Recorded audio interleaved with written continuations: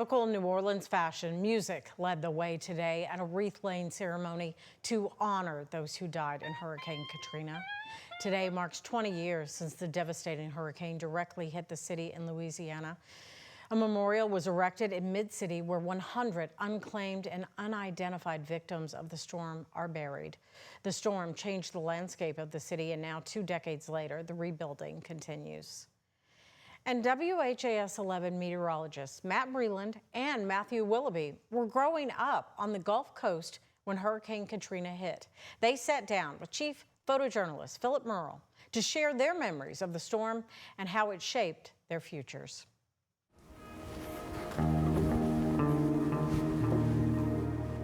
Hurricane Katrina made landfall on this day 20 years ago, August 29th, 2005, and that's an interesting day for me because that's my birthday. I spent my 9th birthday back at my hometown in Summerall, Mississippi, which is right on the outside of Hattiesburg, Mississippi, and the eye of the storm went directly over us. Really, the winds and the tornadoes were our biggest threats. So my family has a tornado shelter. So within this storm shelter, there's a vent that we had that is like that metal cap that spins around for ventilation. Whenever the eye of the storm was getting closer to us, from the pressure dropping, it went boom and rose into the air. Just because it's so much pressure. There was so much rising air happening.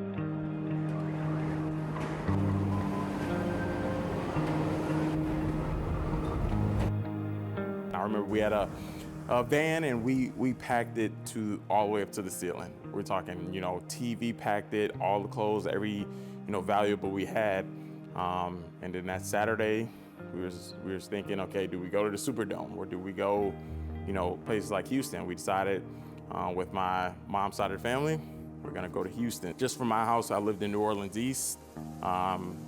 Just from my house to the other side of New Orleans, it took 3 hours. I remember day of being in the hotel room in Houston, waking up and going into another hotel room where my aunt, uncle, my parents were in, crying hysterically. We were flipping from CNN to Weather Channel, just seeing the devastation, the levees break.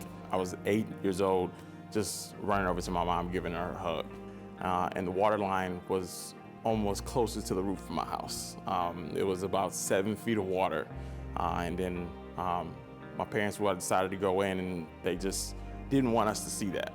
I think 2008 was Gustav, and I was like, is this gonna be the same situation? And then that's when I started watching, the local meteorologists and the Weather Channel. I think that's really what sparked me to really get into meteorology and pursue this, just to keep people safe and just to know that, hey, it's gonna be okay through a rough time. We're gonna get you through it.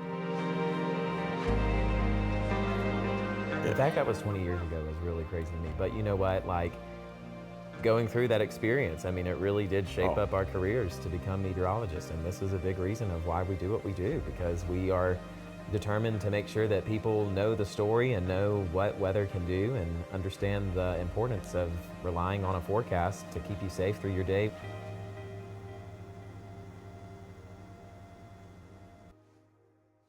Well, you can watch that full conversation with Matt and Matthew right now on WHS 11 Plus. Download on your TV and watch it for free.